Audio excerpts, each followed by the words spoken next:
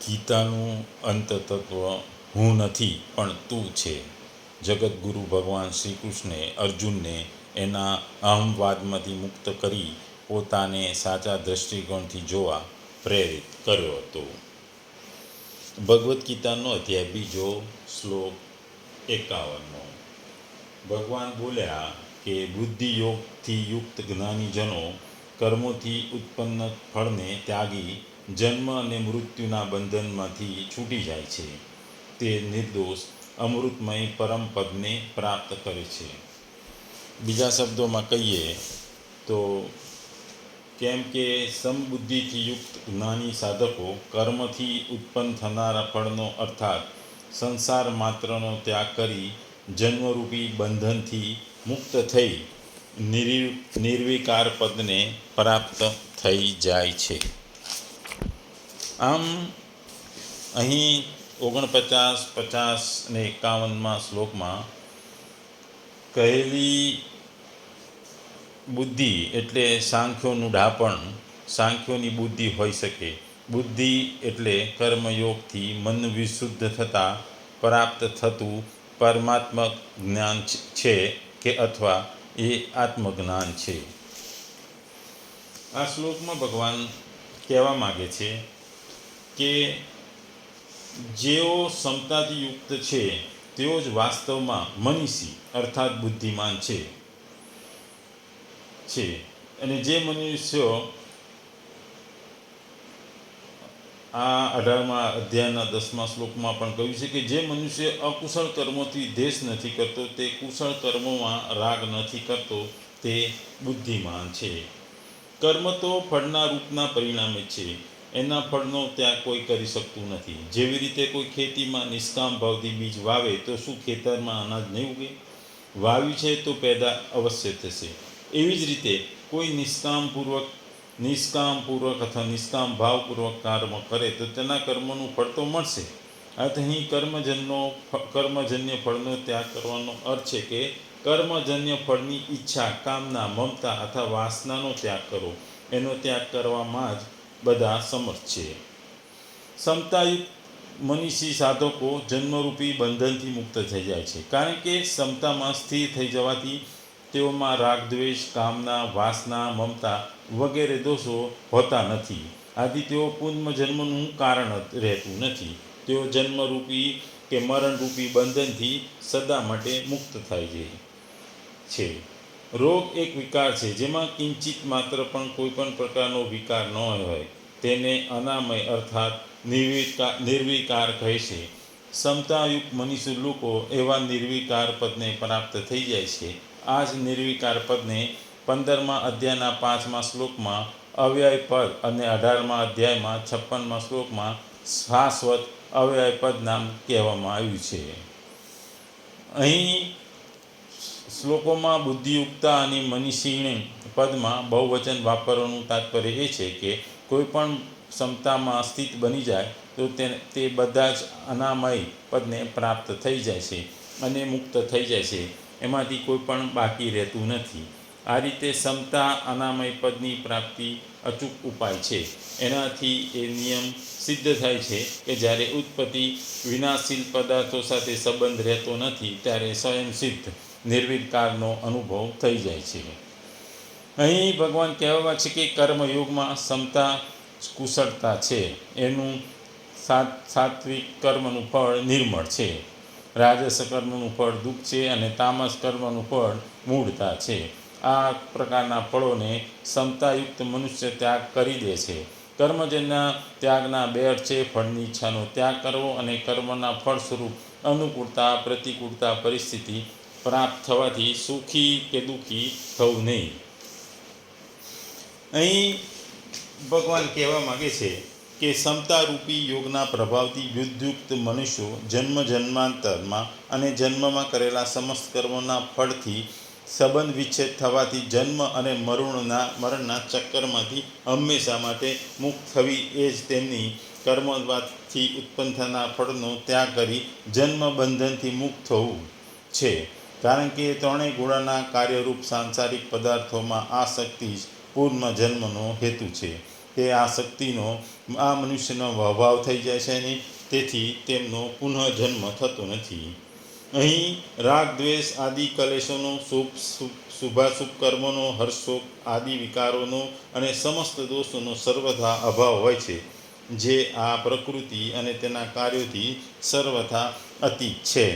જેમ ભગવાનથી સર્વથા અભિન્ન ભગવાનનું પરમધામ છે, જ્યાં મનુષ્ય પાછો ફરતા નથી, તે પરમધામનું વાચક અનામયમ પદ છે. તેથી ભગવાન પરમધામને પામવું સચ્ચિદાનંદ, નિર્ગુણ, નિરાકાર અને સગુણ સાકાર પરમાત્માને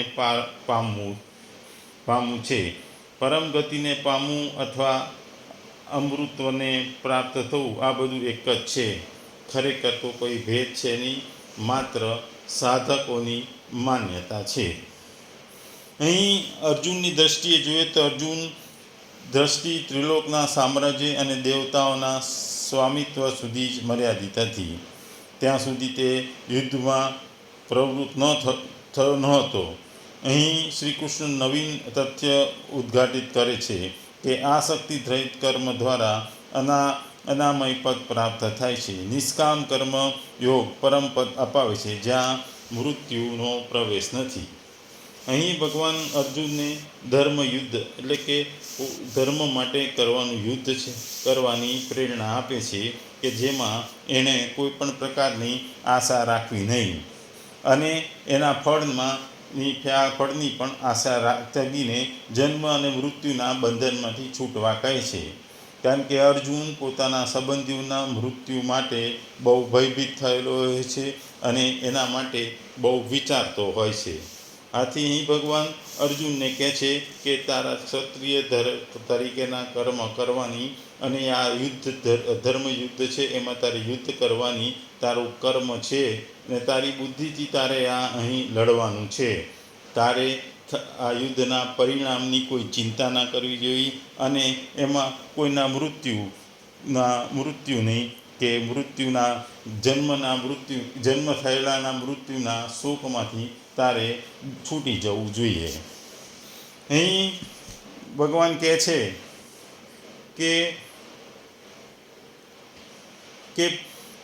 કે પ્રત્યેક મનુષ્ય સુખ પ્રાપ્તિ માટે સકામ કર્મોમાં વ્યસ્ત રહેશે, પરંતુ કોઈને સંતોષ પ્રાપ્ત થતો નથી.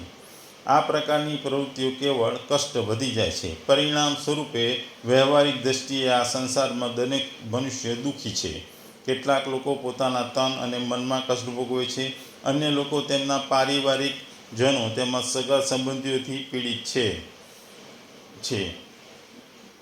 જ્યારે કેટલાક સંપત્તિના અભાવમાં અને કેટલાક જીવન જરૂરિયાતની ચીજોના તંગીને કારણે દુઃખી અને કષ્ટ ભોગવતા હોય છે.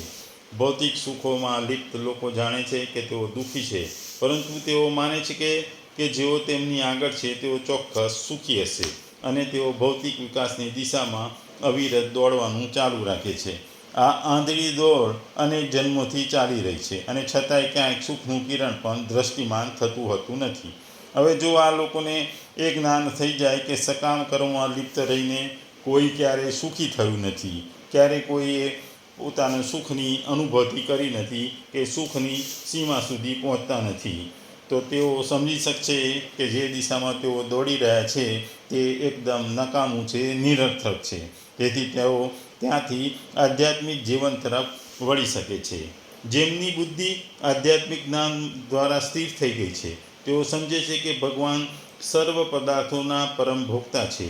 તદનુસાર તેઓના કર્મના ફળ પ્રત્યે આસક્તિનો ત્યાગ કરીને સર્વસ્વ ભગવાનને અર્પણ કરીને જે કંઈ સામે આવે તે બધું જ ભગવાનનો પ્રસાદ છે, એ રીતે તેઓ ધીરતાનો સ્વીકાર કરે છે. આમ કરવાથી તેમના કર્મો મનુષ્યને જન્મ મરણના ચક્રમાંથી બાંધી દેતા કાર્મિક પ્રતિભાવોમાંથી મુક્ત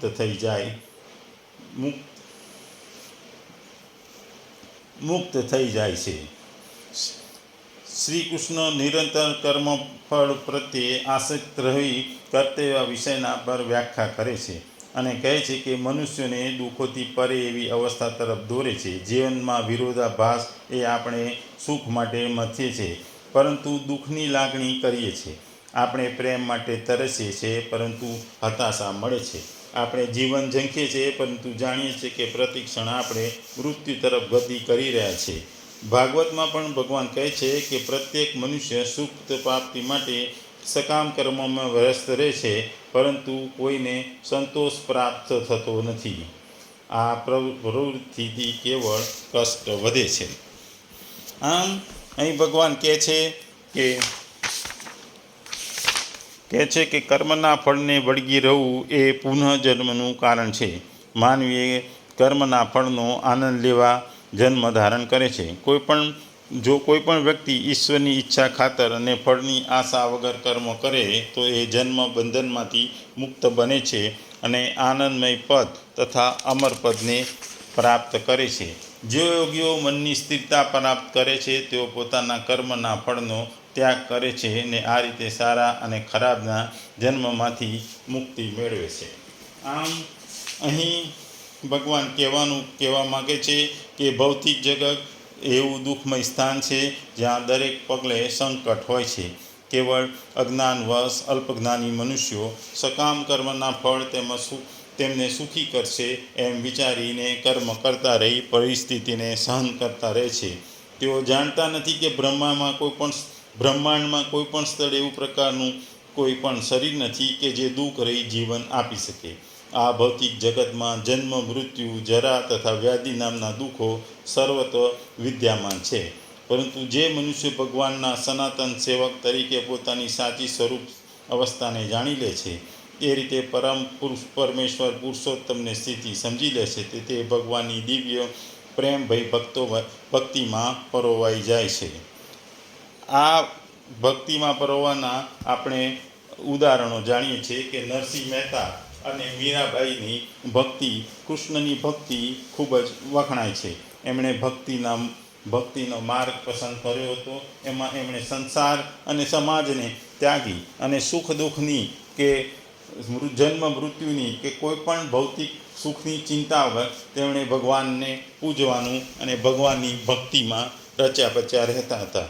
તેમના ગીતો, તેમની કવિતાઓ અને તેમના ભજનો આજે પણ આપણે લોકપ્રિય છે.